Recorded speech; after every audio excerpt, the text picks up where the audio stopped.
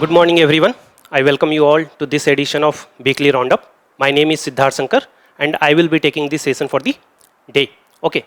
So, in this session, we will be discussing main news, which are 6. So, these main news are basically Aditya L1. First is related to Aditya L1, which has focused on findings related to solar storm. The second is related to Deepavali, which has been involved in the UNESCO's Intangible Cultural Heritage Site. The third is related to reservation of women in a state bar councils. The fourth is related to sexual harassment at workplace.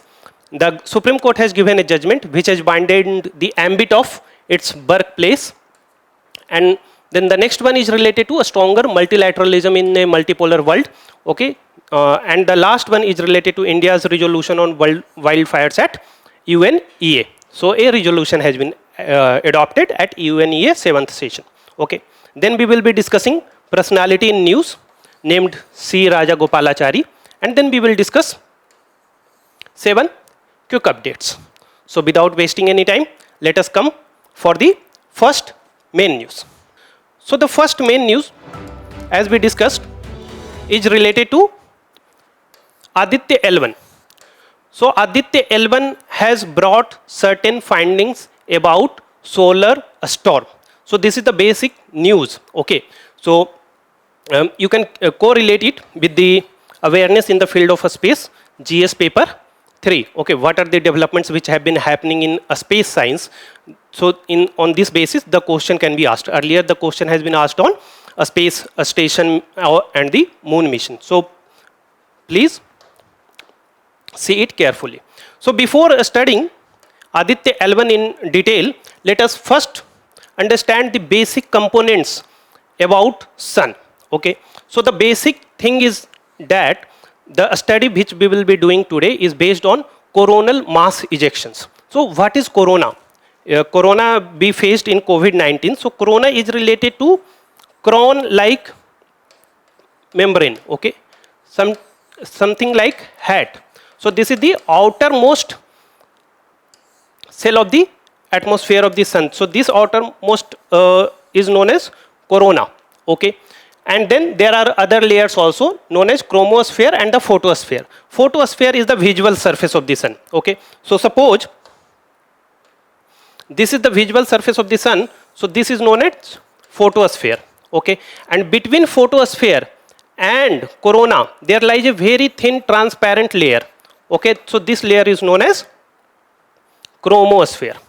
Okay, so these are the basics which you should know before understanding the Aditya L1 in detail. Okay, because Aditya L1 aims to study all these things: corona, chromosphere, as well as the photosphere. One more important thing is that there is a term known as sunspot.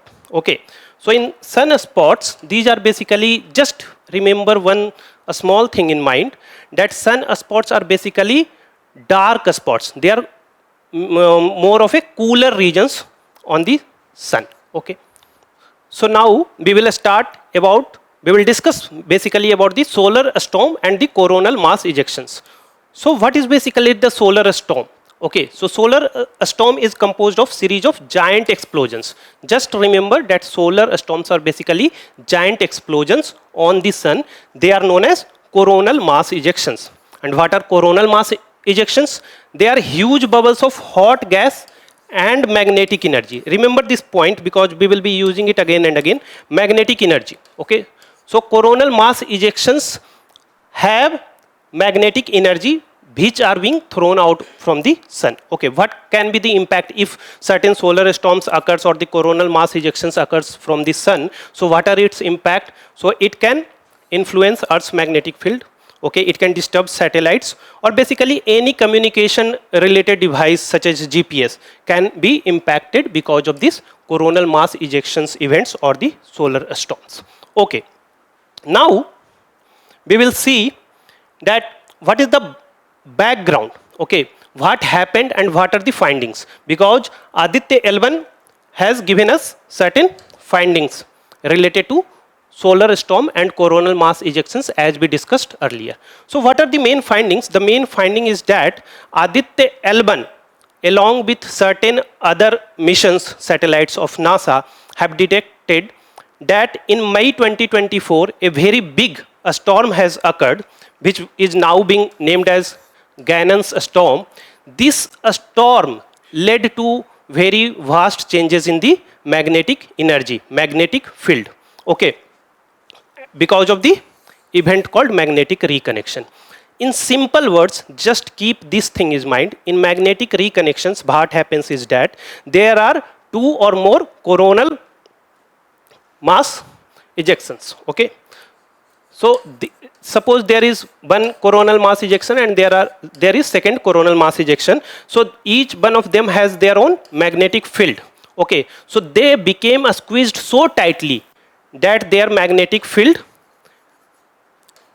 were remade, okay.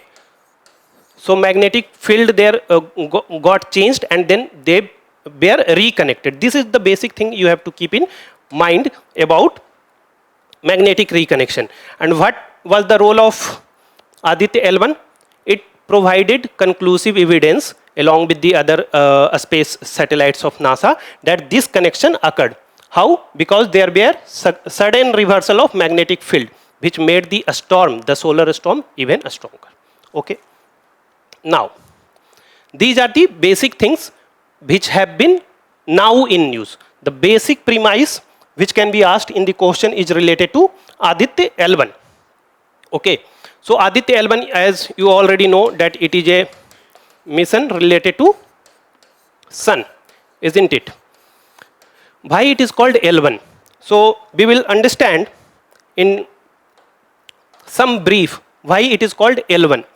So these L1, here L stands for Lagrange's points. Okay. So basically whenever there is a two massive bodies, say with mass M1 and M2 or something like that, there exist for that system 5 Lagrange's point. So suppose this is Sun and this is Earth. So there are 5 Lagrange's point for it. Okay. L1, L2, L3, L4 and L5. Okay. Now L1, L2, L3 are dynamically unstable. Try to remember this point properly. The exact points are dynamically unstable, but these offer a good view of the Sun. Okay. So there is a halo orbit around it where our Aditya L1 satellite is placed. Okay. Halo orbit is just, suppose that this is a point L1. So halo orbit is this. So here Aditya L1 is being placed. And why it is placed at L1? Because it offers direct view of the Sun even when certain eclipses are occurring. Okay. So basically we will understand one basic point here is that here what happens at these points.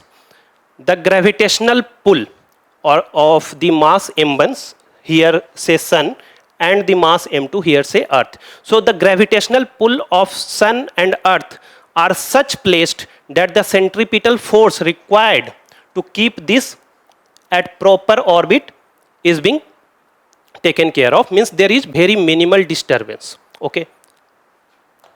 Don't go into the technicalities, just remember gravitational pull is equal to the centripetal force, so its satellite can be here placed easily, and that satellite which when placed here can view the Sun directly. So this is the concept of Lagrangian point.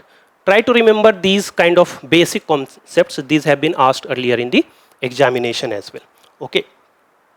Now we will study some basic facts about the Aditya L1. Okay. So it is the first space-based observatory.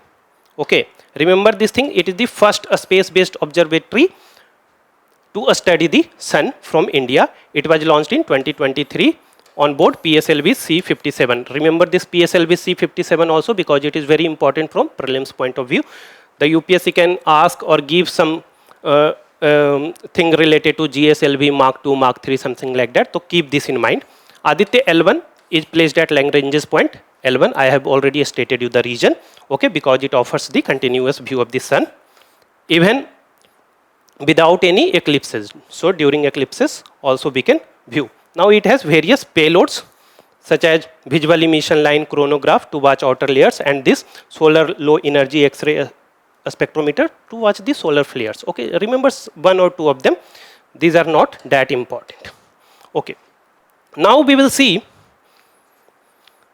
that what are the questions which have been asked from this topic, or what kind of questions can be asked. Okay, so not directly but indirectly these kind of questions have been asked. See, what is the India's plan to have its own a space station? Now you might be knowing that Bharatiya Antariksha Station India aims to build by 2035.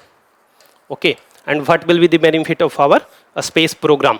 Means how it will benefit our space program. So you can write many things: scientific inquiry, microgravity experiment can be done. It can help in other missions also. Okay, so try to answer this question on your own, and I have already stated you. Try to use some specific keywords in these kind of answers. Earlier a question related to moon mission has also been asked. So sun mission can also be asked, and the question can be rephrased: what is India's plan, or how is India doing in sun related activities, or what are the missions which have been projected and what are its achievements so far. So you can use Aditya L1 findings and how these things are linked. Okay. Now we will see some of the prelims questions, okay, which have been asked based on these kind of developments. So see, there is a term called Goldilocks zone. It is the term Goldilocks zone is often seen in the news in the context of A, the limits of the habitable zone above the surface of the earth, regions inside the earth where shale gas is available, search for the earth-like planets in outer space, and search for meteorites containing precious metals. So these you can pick from the whenever you study related to prelims, and now prelims are coming close also. So these kind of keywords you can emphasize. Okay, so Goldilocks zones I will discuss in brief. It is basically those kind of habitable zones where the temperature is just right, where earth or the habitation can be made possible. So this is related to Goldilocks zones. Okay, so on the basis of this question you can think that Lagrange's points may also be asked. Now the second question is related to which of the following pairs is or are correctly matched: a spacecraft and then its name, Cassini-Huygens, orbiting the Venus and transmitting data to the earth. The second is Messenger, mapping and investigating the Mercury, and the Voyager 1 and 2, exploring the outer solar system. So you can see that Cassini-Huygens is related to Saturn. Okay, so this statement is basically wrong, and if one gets wrong, the only option you have left is 2 and 3. Voyager is related to outer solar systems, and there was Voyager 1 and 2 to study Uranus, Neptune. Okay, and Messenger is related to Mercury. So these kind of match the following questions can also be asked. Now we will discuss the second main news. The second main news is related to Deepavali, which has been inscribed on the UNESCO's representative list of intangible cultural heritage of humanity. So this is a very important development, and you can link it with the GS paper 1, Indian heritage and culture. So first we will try to understand in some basic details about Deepavali. Okay, so you all might have celebrated Deepavali in this just 2 months back in October, isn't it? So it is basically celebrated on the Kartik Amavasya, okay, so, and in generally in October or in November, okay, and it includes 5 days, and basically it is a 5-day long festival which includes Dhanteras, Narak Chaturdashi, Lakshmi Ganesh Puja, and Bhai Dooj. Okay, Dhanteras we all know, there is buying of metal wares such as spoons, gold, silver. Some people also buy their vehicles on Dhanteras day. Okay, then Narak Chaturdashi, it is basically lighting of candles or diyas to do away with the negative energy. Okay, and then Lakshmi Ganesh Puja on the day of Deepavali, and then Bhai Dooj. Bhai Dooj is related to brother-sister bond. Okay, what are the legends related to Deepavali? It is finding mention in Ramayana and Mahabharata, because in Ramayana, after defeating Ravana, Lord Rama with his brother Lakshman and Ma Sita came back to Ayodhya after 14 years. Okay, and with Mahabharata, the thing is that after exile, Pandavas came back to their place. So these are the main basic things related to the Deepavali. now we will discuss the intangible cultural heritage of humanity, which is related to UNESCO. Okay, so it was primarily adopted in 2003 at the 32nd General Conference held in Paris. So keep these basic points in your mind. Okay, and what is the main aim of the party? The main aim of the party is to ensure that the state parties take active participation in conservation of this cultural heritage. Okay, and the General Assembly of this intangible cultural heritage of humanity meets every 2 years in normal ordinary session. Keep these basic things in your mind. Now, what does this intangible cultural heritage means? Okay, or what does it include, or what kind of things can be included in intangible cultural heritage sites? Okay, so there can be an MCQ asking you what does it includes or what does it not include. So it includes oral traditions and expressions, performing arts, social practices, rituals and festive events, knowledge and practices concerning nature and universe, traditional craftsmanship. So you can see that it is very wide and there are multiple things which it includes. Okay.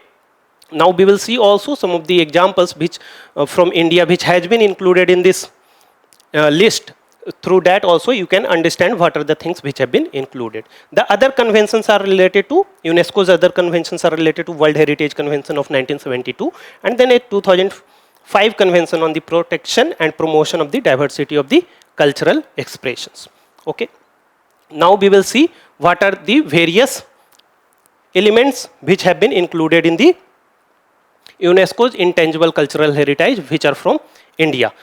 Try to focus here very importantly because these you will see multiple questions have been asked in the UPSC prelims. Okay. So the first is Kutiyattam. So in 2008 Kutiyattam, a Sanskrit literature from Kerala.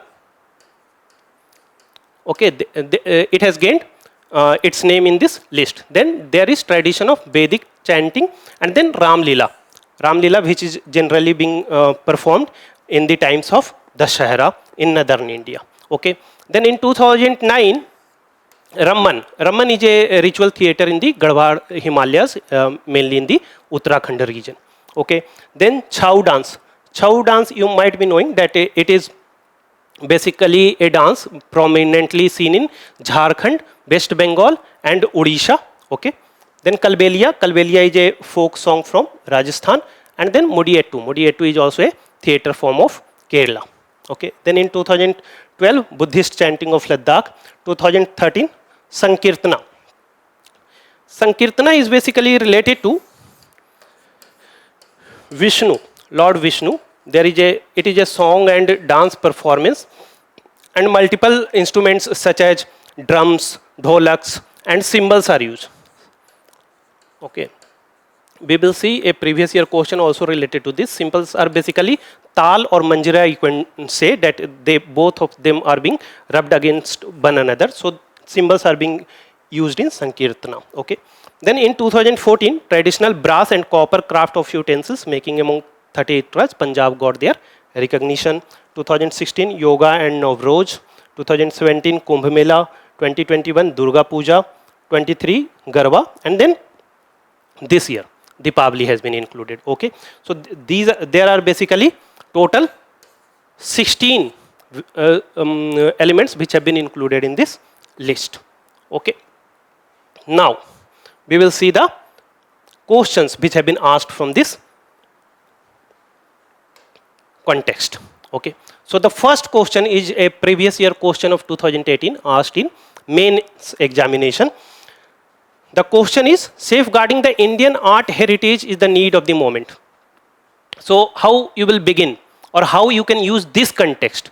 You can use this context because by dividing the Indian art heritage in multiple formats, tangible, intangible, festivals, okay, buildings, monuments. So it can do value addition. Now first recognize why it is the need of the moment, because there must be certain problems associated with the safeguarding of the Indian art and heritage, such as pollution, waste management, isn't it? And what is the need? Why we should preserve or safeguard the Indian art heritage? Because it gives us Historical importance is there, isn't it? Cultural legacy is there. In fact, even our Article 49 asks states to preserve these monuments. Okay, so you can clarify properly what is the need. Okay, and then what are the steps which has been taken. There are various legal steps which has been taken by Government of India, such as adopt a heritage project. Okay, so these you can mention. Now, a prelims question in 2017 which has been asked directly from these concept of intangible cultural heritage. Okay, so with reference to the Manipuri Sankirtana, consider the following statement. It is a song and dance performance. Cymbals are the only musical instruments used in the performance. It is performed to narrate the life and deeds of Lord Krishna. So if you see this question, as I have already discussed, it is a song and dance performance. Okay, cymbals are the only musical instruments. I have already said cymbals are a prominent musical instrument used in this Manipuri Sankirtana, but it is not the only. Okay, because dhol or dholaks or some other instruments are also used. Now, it is performed to narrate the life and deeds of the Lord Krishna. It is true, it has its linkage to Vaishnavite tradition. So, it narrates the story of Lord Krishna. Okay, so what will be the correct answer? First, 1 is true and 2 is wrong. So 2 is wrong, 2 is wrong, 1 is true, 3 is true. So B is the correct answer. So by studying these kind of questions, you will get a fair idea about where you should focus. Okay, so if these kind of questions are being asked, you should focus more on those items which has been placed in this intangible cultural heritage list or any such other list, okay, which are the prominent ones. Because once you start reading all the festivals, all the handicrafts, so it will become really difficult to cover all the Indian art and culture. Okay, it is very diverse. So let us start with the third main news. Third main news is related to reservation for women, where in a state bar council. So what is the context? The context is that Supreme Court has given a direction for 30% reservation for women in a state bar council. So this topic you can relate with the GS2 paper, a structure, organization and functioning of the executive and the judiciary. Please pay attention to this topic because a question has also been asked in the mains examination. Okay. Now, we will understand first what is the development here. Okay. So the development is that the Supreme Court has directed that in a state bar councils, 30% of the seats must be reserved for women. How? 20% of the seats must be filled by way of election. Okay, so there will be election for 20% of the seats and 10% of the seats will be filled by co-option. What is co-option? Co-option is basically the persons, those who have been already appointed or elected, they will select or invite other members. So 20% of the selected women members or the other members will invite the other members for their membership. So 10% is by co-option and 20% is by the way of election. Please remember that the places or the state bar councils wherein election has already occurred or it has been notified, for example in Bihar, they have been excluded from this provision, but overall this is the directive. Okay. Now we will study what is bar council. Okay, this is in a state bar council Supreme Court has mandated, and a question has also been asked related to Bar Council of India. So we will study in brief about what is meaning of bar council and how they are being regulated. Okay. First, bar council has been formed under the Advocates Act 1961. So this act, 1961 Act, provides for establishment of Bar Council of India and a state bar council. So for both a state bar council as well as Bar Council of India has been established under Advocates Act 1961. What does this state bar council do? They admit persons as advocates on its role and safeguards their rights. So basically they have a role. If you want to become an advocate, so you have to clear, suppose LLB examination, then you have to get registered with a state bar council, and then you have to pass exam, and then you can register yourself as advocates. Okay, so different kind of advocates are there. They become registered over here. And Bar Council of India has also a overall regulatory role because it based on the standards of professional conduct and exercise supervision and control over a state bar council. So Bar Council of India in legal sphere has got a very much more significant role. Okay. Now we will see why this development is important. Okay, because from mains point of view, there has been issues related to women representation in higher judiciary especially. Okay, so if you see what is the status of women in judiciary, so there is no women in the 20-member BCI. So Bar Council of India has presently 20 members availability, so there is no women there. Okay, in a state bar councils on also, how many members are there? Only 9 out of 441, only 9 are women. So you can understand the problem here. Okay. Moreover, when we look into higher judiciary, Supreme Court has only 11 women judges since independence. Only 11 women judges. Okay. In High Court, only 13.4% of the judges are women. So you can see the acuteness of the problem from this, especially in the higher judiciary. In district judiciary, the situation is quite good. 36.3% of them are women because of the competitive examinations being conducted on many other factors. Okay. So you can see that the issue at higher judiciary is really problematic. Okay, so there must be certain issues because of which women judges are not able to reach this place of Supreme Court or the High Court. So we will see what are the barriers because of which this is happening. Okay, so the first and foremost barrier for entry of women to higher judiciary is entry level barriers. Entry level barriers is basically in order to become a judge. Suppose there are certain continuous number of years which you must possess, only then you can apply or you can become eligible for that position. Then there are infrastructural gaps. Women bathrooms or crèches facilities are not in very good conditions at various places. Then cultural norms, of course you know, patriarchy norms prohibit the entry of women to the judiciary. Retention challenges means one of the most important problem is that at times after marriage or after becoming mother, they are not able to remain in their occupation, and this is happening. The situation is being seen in judiciary also. So these are the main barriers to women in judiciary. Okay.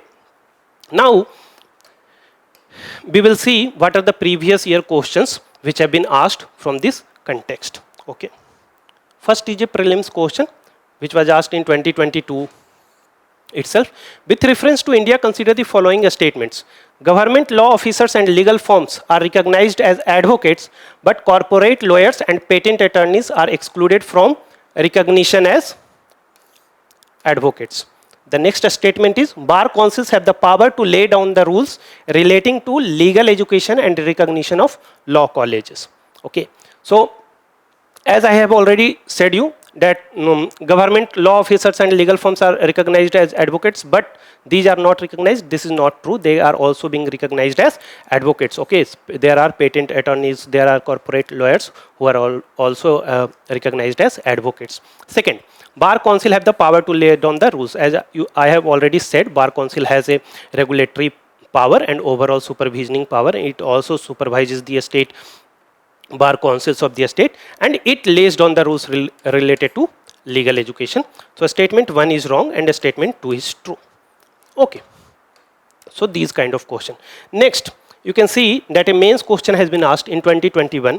Discuss the desirability of greater representation to women in the higher judiciary to ensure diversity, equity and inclusiveness.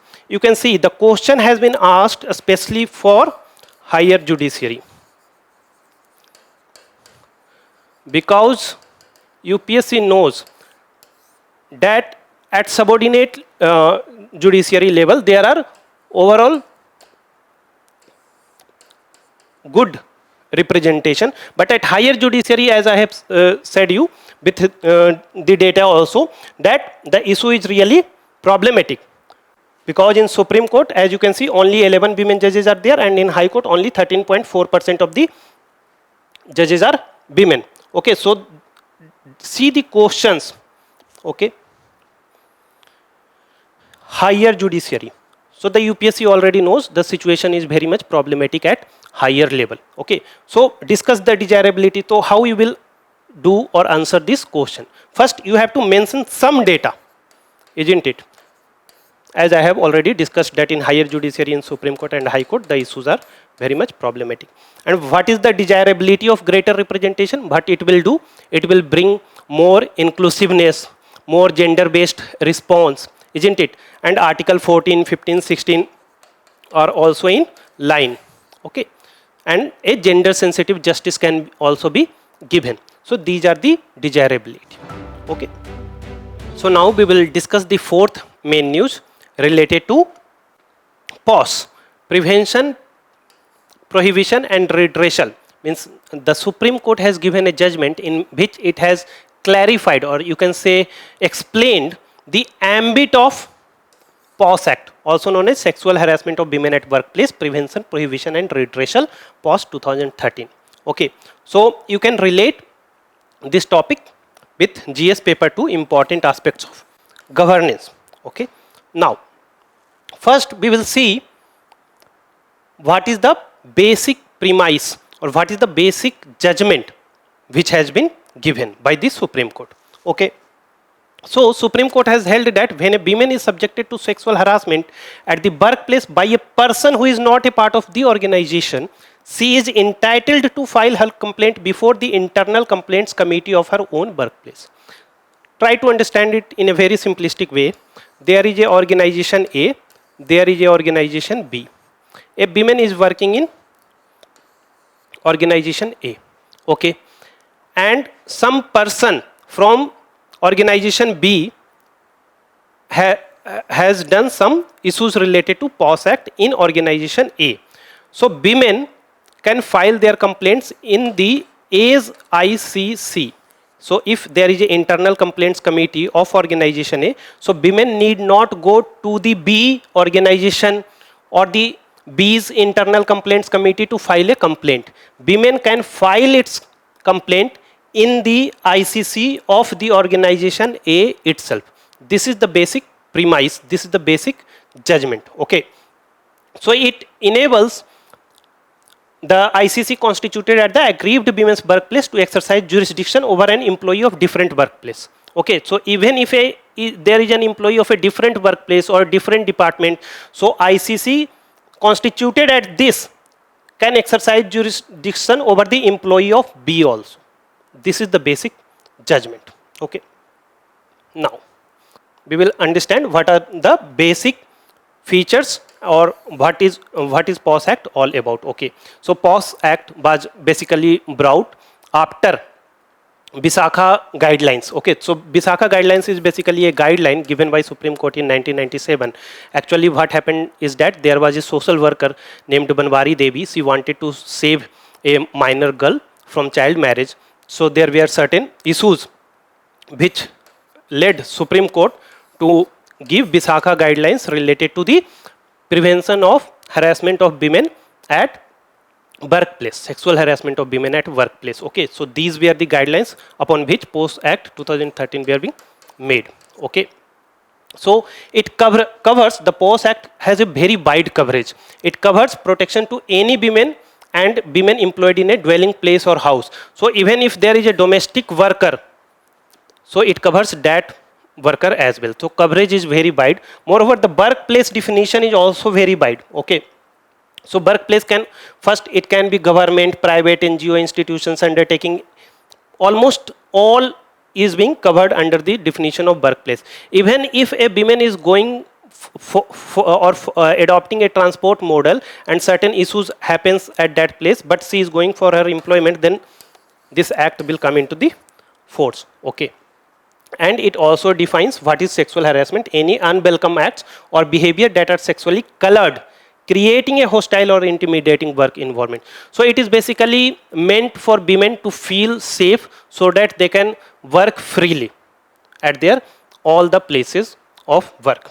Okay, now how does it ensure, means what is the mechanism by which PoSH Act ensures judgment for the women. So there are ICCs, local committees, and penalties. ICC basically is that whenever an organization has more than 10 employees, okay, so there is an constitution of internal complaints committee by the organization. Okay, it is headed by a women itself. Okay, and some members are brought from NGOs also who are there for women's cause. Okay, so keep this in mind. Whenever a organization has more than 10 working person, they have to mandatorily constitute an internal complaints committee which will oversee the working of women under the PoSH Act. So if there is certain complaints from the side of a women, they can approach this, and each and every company having more than 10 employees must have an internal complaints committee. In case, now suppose there is less than 10% in a company or in an organization, so where the women will go. So in such cases, state governments, they they constitute local committees. Generally it is being headed by a district officer. Okay, so district officer is being made, suppose by district magistrate or whosoever in charge. So you can raise your complaint at these committees and they will be taking action. Okay. Now penalties are monetarily fine can be there, or termination of employment can also be there based on the severity of the issues. Okay, so keep this in mind. Now why we have studied it? Because you can see that a question related to women of sexual violence against women has been asked in the previous year in Ethics 2014. What is the question? The question is, we are witnessing increasing instances of sexual violence against women in the country. Despite existing legal provisions against it, the number of such incidents is on the rise. Suggest some innovative measures to tackle this menace. So in this kind of questions, you can use what it is telling. We are witnessing increasing instances of sexual violence against women. So in introduction, you will have to justify the question. So you have to give some data regarding increasing instances of sexual violence against women, such as from NCRB data. Okay. Now, despite existing legal provisions, what are those legal provisions? Legal provisions are POSCO, POSH Act, Criminal Law Amendment Bill of 2013, isn't it? There are various legal provisions against it, or Dowry Prohibition Act. Some various provisions are there. The number of such incidents are on the rise. Okay. So first you will give some data to validate this statement. Then legal provisions you will mention. Then some innovative measures. You have to give some innovative measures. Okay. So what can be the innovative measures? You can say such as early intervention. Okay. So there is a program by UNICEF. I think it is related to Chuppi Todo campaign. Okay. That whenever there are some problems, they should come forward. Okay.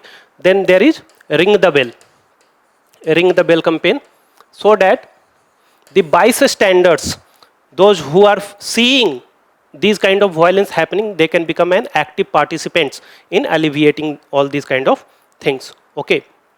Or self-defense training by Delhi police, or you can say Himmat app. Himmat app is a technological intervention, and it is a app in which a girl or a woman can raise any serious alarm if such kind of incidents are occurring. So these are the innovative measures you can mention. Okay. Now we will move towards the next main news. The next main news is related to multilateralism. Why it has been in news? Because our foreign minister has said that a stronger multilateralism is needed in a multipolar world. Okay, you can link it with the GS paper 2, effects of policies and politics of developed countries on India's interest. Okay, and multilateralism is also now in news because you might have seen the growing protectionism, the trade war, the tariff debate, unilateral sanctions against a country. So these kind of issues which are on the rise since last 2 to 3 years has brought this topic. First, we will understand what is multilateralism. Okay. So what is multilateralism? It is the practice of 3 or more states. If there are more than 3 or more states which are coordinating among themselves to address certain common challenges. So it will be called as multilateralism. Okay, so it differs from unilateralism, acting alone in national interest, or bilateralism, that is bilateral relationship between two countries. Okay, how it has emerged? So its emergence is basically through institutions like UN, World Bank, IMF, and World Trade Organization. So after World War II, countries felt that there is a need that multiple countries should come together to tackle certain common challenges. Okay, so there lies the emergence of the multilateralism. Now, what are the main issues in the multilateralism in present global world order which has brought this to the forefront? Okay, so crisis in multilateralism is being seen across multiple spectrum. Okay, so the first thing is great power rivalry. You might have seen news related to the US, China, Russia, US, China trade war, you might have seen. Then US, Russia, now you might have seen issues related to the Russia-Ukraine war. Okay, now institutions remain outdated. The second option is institutions remain outdated. What do you mean by institutions remains outdated? Outdated means they are not representing the present day realities. Okay, these institutions were formed in 20th century, says, and now the world has changed. Okay, 21st century has come in, but these institutions work mainly on the mandate of 20th century. Means the situation which was there in the 20th century, on the basis of that these institutions have been made, and they are not representing the current day scenario. Okay, so they remain outdated. What is happening? UN Security Council over represents Europe and under represents the global south. So there are allegation of biasness of Eurocentrism, means these institutions are tilted more towards Europe and European and US countries rather than representing the global south, which represents a large amount of countries. Okay. The third is unilateralism and protectionism. As I already said, that campaigns such as America First policy, Make America First Again, isn't it? These all make America great again, MAGA of USA President Donald Trump. So these all are leading to protectionism, deglobalization. Okay, so these are the issues in multilateralism. Then there is alternative blocks are also emerging. Alternative blocks in the sense that BRICS, SCO, of which India is also a member. So these are also emerging, which are bringing, in fact, crisis in multilateralism. Okay, because they are forming a smaller groupings to deal with their own issues. So multiple countries are not converging together at a common platform. So these are the crises in the multilateralism. Now, try to understand that multilateralism is very important because the challenges at times are very huge, such as terrorism, which involves multiple nations. Okay, or climate change. No single country can tackle climate change on its own. Okay, because there are serious repercussions across the globe. So what we can do so that the challenges related to multilateralism can be solved. The significance of multilateralism we have already discussed: maintains peace and security, effective mechanism for global public goods such as climate change, I have discussed, and then underpins successful globalization and poverty reduction. Okay, because of globalization and hyper globalization, you might have seen that India and China have been the biggest beneficiaries, and the poverty rate has really come down, and the growth rate was also very high. So multilateralism is basically important in these aspects. Okay, now as I was discussing, what should be the way forward so that we can strengthen the multilateralism across the globe? The first thing is networked multilateralism. So use these kind of terms in your answer. Network multilateralism is closer UN cooperation with regional bodies. Means UN should also cooperate with the regional bodies such as European Union, African Union, and the international finance institutions such as World Bank, IMF. Okay, this is the first one. The second one, we should follow a multi-stakeholder approach. Multi-stakeholder approach means the different sectors such as civil society, private sector, public sector, transnational networks should come together. The third is a new Bretton Woods movements. New Bretton Woods movement means the earlier Bretton Woods movements is not representing the present day realities, as I have already said you. So a new Bretton Woods movement is required to tackle this 21st century's issues of digital trade, AI safety, and climate finance in place of incremental patches. Means we should redefine things from new perspective. This is what is required so that we can deal with the present day issues. Okay, and you can use this as conclusion in your answer. And this is a quote said by the Antonio Guterres: multilateralism is not an option but a necessity as we build back a better world with more equality and resilience and a more sustainable world. So you can use these kind of value added quotes in your answer, either in the intro or in the conclusion. Okay, now we will see some of the questions related to this theme of multilateralism, or where we can use these kind of content. Okay, mainly this is important from the perspective of mains, and we will see that various questions from mains have been asked. Okay, so in 2025 itself, the question has been asked: with the waning of globalization, post-Cold War is becoming a site of sovereign nationalism. Okay, so waning of globalization means deglobalization is happening. How? In place of fair and free trade, what is happening? Friend shoring is happening. Friend shoring is a term in which countries give businesses only to their nearby countries or the countries in which they are in very good relation. Okay, so these kind of things are happening. So post Cold War world is becoming a side of sovereign nationalism. Sovereign nationalism is assertion of only one's nationalism. Okay, globalization is everyone is important. Sovereign nationalism is only my country is more important. Okay, or I would like to cater to my country's interest first. So this is the news. Here also you can use multilateralism, or reformed multilateralism should be the way forward. Network multilateralism is the way forward. Okay. The second question: the reform process in the United Nations remain unresolved because of the delicate imbalance of East and West and the entanglement of USA versus Russia-Chinese alliance. Examine and critically evaluate the East-West policy confrontations in this regard. Okay, so question is quite a tricky one. Try to understand this from this perspective, that the reform process in the UN remains unsolved. So UN, first of all, it needs some reforms. Okay, it remains unsolved. Why it remains unsolved? It is telling you already. The delicate imbalance of East and West and entanglement of USA versus Russia-China alliance. So what is happening is that certain groups are competing for their own interests, such as suppose G4 and United for Consensus. So this is a group wherein countries such as Brazil, India, they want to become permanent members of the UNSC. Now, United for Consensus is a group where countries such as Pakistan, they say there should be more non-permanent members. First, there is issues related to this. Then, USA versus Russia-China alliance. USA versus Russia-China alliance, first you can see with respect to Ukraine. Okay, so in Ukraine, what is happening is that USA is favoring Ukraine, Russia, China, and then Russia-China is forming another kind of alliance. Then there is trade war.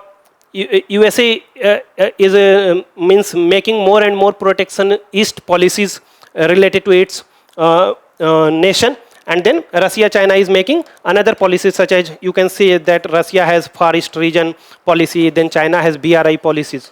So these are leading to, these are making the reforms in the UN very difficult. Okay. Here also you can use reformed multilateralism or multilateralism as the way forward. Next, a economic question has been asked. What are the challenges before the Indian economy when the world is moving away from the free trade and multilateralism to protectionism and bilateralism? So it clearly says what are the challenges before the Indian economy. So economical impacts of protectionism and bilateralism has been asked. So you can say, means you can first introduce with the concept of the recent ongoing events. So it will showcase that the multilateralism is quite in dull phase and protectionism or bilateralism is rising. Impact on Indian economy, you can say there can be less trade, open market can be less. Suppose USA has recently imposed sanction. Just 2 to 3 days before, Mexico has also announced sanctions on the countries with which it does not have an agreement, such as India, China. So these kind of things will lead to protectionism. So trade will be less, but more can be there. So try to answer it from the economy point of view and use such keywords such as investment can be less, volatility in rupee can increase. Okay. Then what can happen? Foreign portfolio investment, they might be running out of the country. So these are the impacts on the economy. Okay. And what India can do? So give some measures that we should diversify our trade, we should early conclude our FTA agreements with other countries. Okay. Let us move towards the our last main news, which is related to India's resolution on strengthening the global management of wildfires, which has been adopted at UNEA 7 in Nairobi, Kenya. Okay. So the first thing is that just remember this background, that India has proposed a wildfire resolution which has been adopted at the session in Nairobi, Kenya. Okay. What is the background? The resolution is mainly aims at strengthening international cooperation and coordinated action for wildfire management. First, try to retain these lines. Okay, from this main news. This is very important. Okay, you can use anywhere for your answer enrichment or value addition. UNEP's global report spreading like wildfire. It warned that wildfires may rise by 14% by 2030, 30% by 2050, and 50% by 2100 if current trends continue. So it is becoming very prominent, very problematic thing in the future. Okay. So various other resolutions were also being passed at UN Environment Assembly, including coral reefs, antimicrobial resistance, cryosphere, chemical waste. So just keep that in point. That is a very basic thing. Now, so what are the key provisions of the India resolution which has been passed at UNEA? So very basic idea. Just remember some of these keywords which you can use in your answer.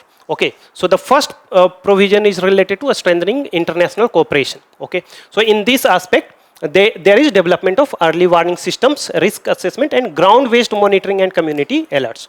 The second provision is related to enhanced regional and global collaboration. Okay, so in this, use these type of keywords: ecosystem restoration, then assistance for integrated fire management. Okay, it should adopt a wholesome approach, the integrated fire management and wildfire fire resilience strategies. Then it also aims for facilitating access to finance for handling the wildfires. You might have seen there have been certain news related to wildfire in our country, also in Amazon forest, in California. Okay, so try to remember some of the keywords from here. Okay, that is from the main. The main now important thing is that the question when it will be asked, it will be based basically from the Indian perspective. So you have to back your argument of wildfires with some data. Okay, so as per Forest Survey of India report, 36% of the country's forest is prone to frequent forest fires. How much? 36%. 4% is extremely prone, and 6% is very high fire prone. Okay, so keep these data in mind, that 36% of country's forest is prone to frequent forest fires. This is the main thing you should keep in mind. And of course, you can see that satellite-based remote sensing and technology and GIS tools have already did better prevention and management of wildfires, such as MODI sensors and SNPP VIIRS. Okay, so use these data. Okay, while writing your answers for value addition. Now we will have a basic details, just 2 to 3 points about UNEA. So UNEA has basically its headquartered in Nairobi, Kenya.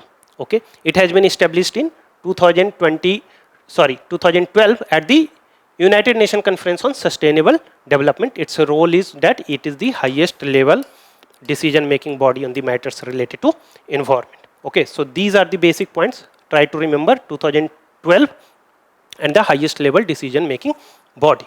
Okay, now this is all for the news. Now we will move towards the person in news.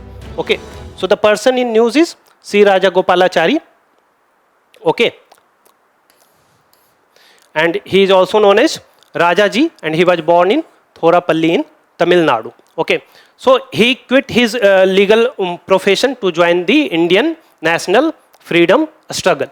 Some of the basic important points from the perspective of prelims is that he participated in Rowlatt Act, Back Home Satyagraha, and civil disobedience movement also, and he led this Vedaranyam march to break the salt law, just like the Dandi march. Okay, and he was the last and the only Governor General of India, and he formed Swatantra Party, and he was also given Bharat Ratna in 1954.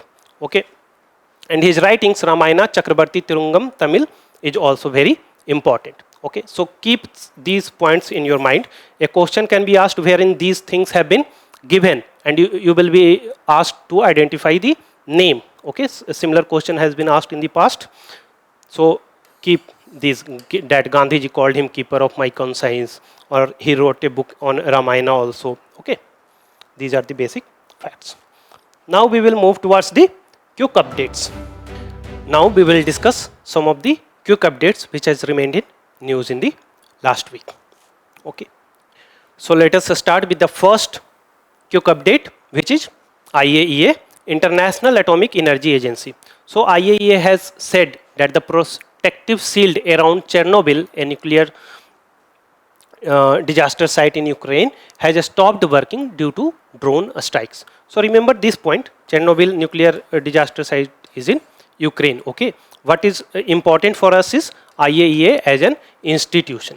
Okay, so what are the main important thing? It is headquartered in Vienna, Austria. It was established in 1957 as an autonomous organization within UN. Focus on these aspects. These are very crucial from prelims perspective.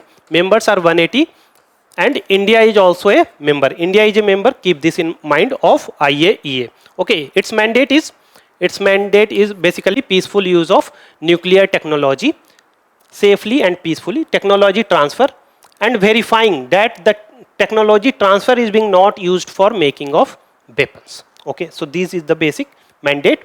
However, its jurisdiction does not include military facilities. Okay, only the civilian facilities. Okay, non-NPT members such as India, Pakistan, Israel are not obliged to place all their nuclear material under IAEA's safeguard. This is also an important point. Okay, and IAEA was also given Nobel Peace Prize in 2005. So these points are very important from prelims point of view. It has been given Nobel Peace Prize, and its jurisdiction does not include military facilities and non-NPT members. India is a non-NPT member, and it is not obliged to place all their nuclear material under IAEA's safeguard. Okay. Now we will move towards the second quick update. It is related to GLO-Cas9.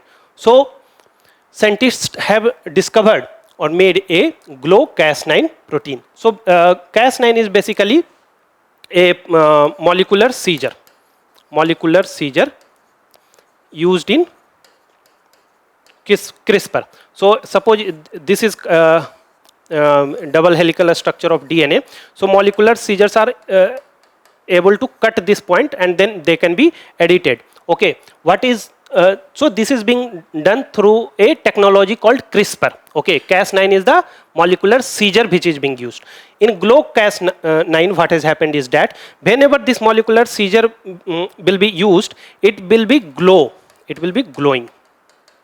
Okay, so if it glows, it can help us in better monitoring. Okay, so that what is happening or where certain things are happening. Okay, so remember this point, CRISPR-9 is a gene editing technology that enables removing, adding or altering sections of the DNA sequence.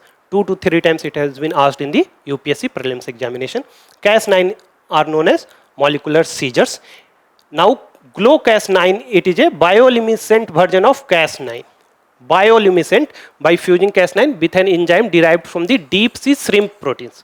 So remember only two things, that it is a bioluminescent version of Cas9. Okay, the glowing allows monitoring, as I have already said, that it can help us in better monitoring. Okay. Now we will move towards the another quick updates which is related to Washington Accords of Peace and Prosperity. So recently this accord was signed between the countries Democratic Republic of Congo and Rwanda. Remember this DRC and Rwanda, and it was facilitated by USA.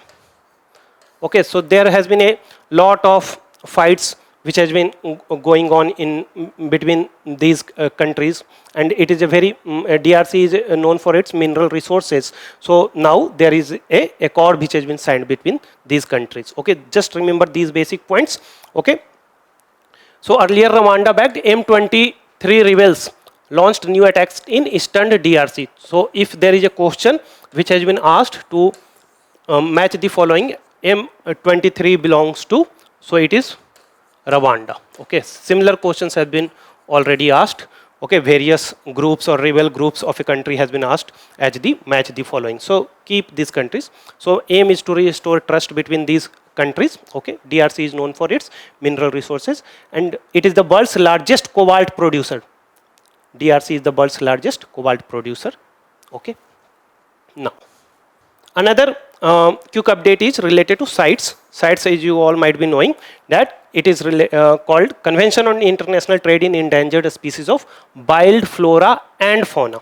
Try to remember this. If CITES is normally asked and flora and fauna, question can be asked, it is related only to flora, only to fauna. So keep that in mind. What is the development here? COP20 has been, COP20 of CITES has concluded in Samarkand, which is based in Uzbekistan. Okay. Now what are the various highlights? Various species were added to CITES appendices. Okay, like oceanic white-tip shark, whale shark, etc. in Appendix 1. Okay. India successfully opposed European Union's proposal to list Google in Appendix 2. So there was proposal from European Union to list Google. Google is a plant.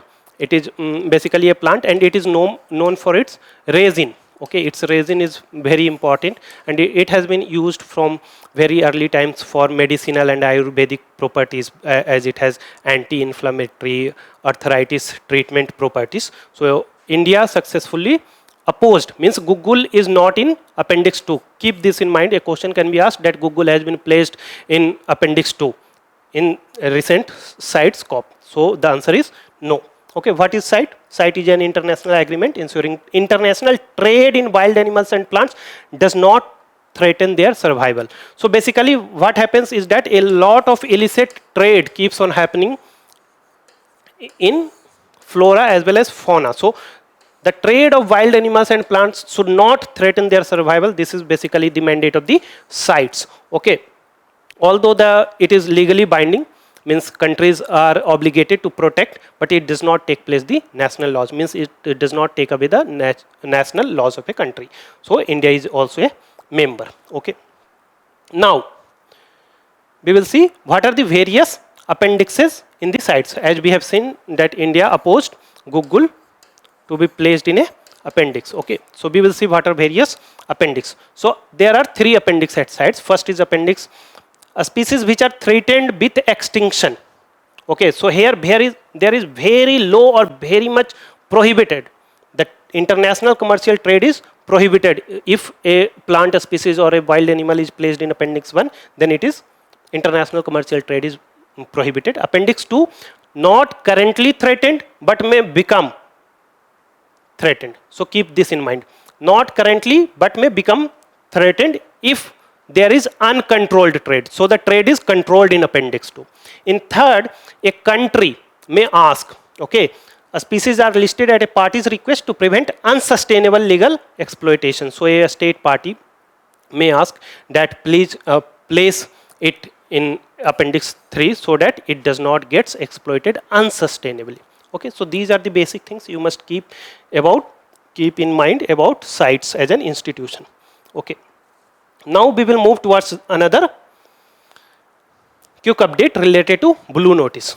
So you might have been knowing that there was a fire incident in Goa, and some of their owners fled to some other countries. So CBI expedited issuance of Blue Notice to them.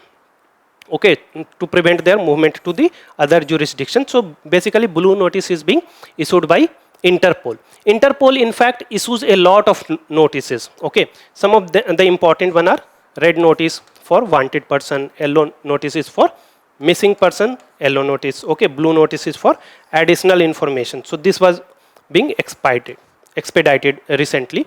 Then green notice, warning and intelligence, orange notice, imminent threat, purple notice, modus operandi. So keep these things in your mind, okay. And then the silver notice, which has been recently, just 2 to 3 years back, it has been now introduced for identification and tracing of criminal assets, okay. So keep these 4 and the silver notice in your mind, basically just these keywords, so that you can identify a question can be asked in match the following of prelims, okay. Now there is a project Suncatcher, okay. So Google CEO, what is the development? Google CEO has announced that the company has begun work on long-term research initiative aiming to put solar powered data centers in space. See, we are reading a lot of things about this, but the basic thing is that if a question is asked which says that data centers can also be set up in a space, you should go for yes,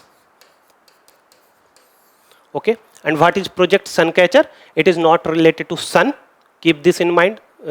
Question may be framed like that. It is a Google initiative aimed at making solar powered satellite, okay, which can carry out machine learning computations, okay, in a space, and it will be equipped with Google tensor processing units, of course. What are its advantages? Means if they are doing, or there are a lot of investment which is going on in this aspect, there must be certain benefits. So the benefits are basically it avoids environmental impact of earth-based data centers, okay. So the environmental impact, you might have seen that data centers requires a large amount of electricity and a large amount of water for its working. So it may avoid or minimize this aspect. Then it reduces vulnerability to power outages, as it will be powered mainly by the solar energy, and it facilitates data sovereignty.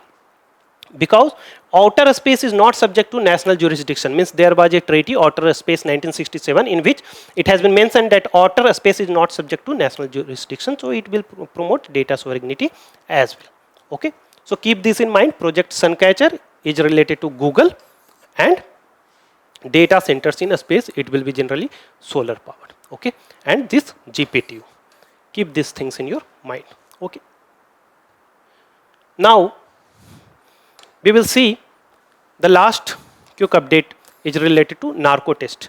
So Supreme Court has recently given a judgment in which it has mentioned that involuntarily you cannot carry out a narco test on a person, okay. This is the context, that any forced or involuntary narco test shall be unconstitutional and invalid. So what is basically a narco test? Narco test is basically when you are administered a sedative, okay, so that you lose your consciousness, okay. A sedative is added. It is generally known as sodium pentothal, okay, sodium pentothal, sorry. Okay, so it is being administered to the person, and then what happens that the normal controlling power of the person gets lowered, okay, so that you can say the true things. This is basically the meaning of a narco test. Something is being administered to take out the important facts, okay.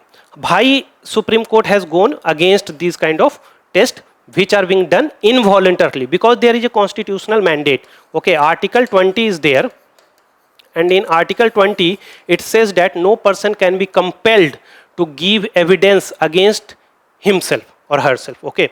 So self-incrimination is prohibited, okay. There is protection against self-incrimination, okay. So there was Selvi guidelines also, which held that without any free consent, such test would amount to unconstitutional. Means if a person is volunteering, only then such tests should be carried out, else it will amount to the unconstitutionality because of the Article 20 of the Constitution, okay.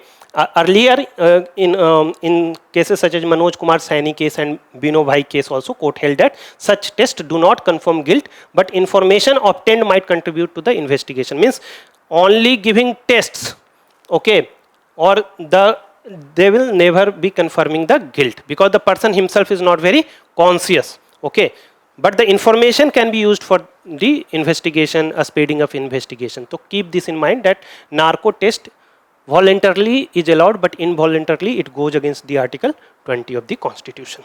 Okay, now this was all from my side for the day. You can join digital current affairs for the on the go reading, and you can remain updated with the current affairs. Thank you very much.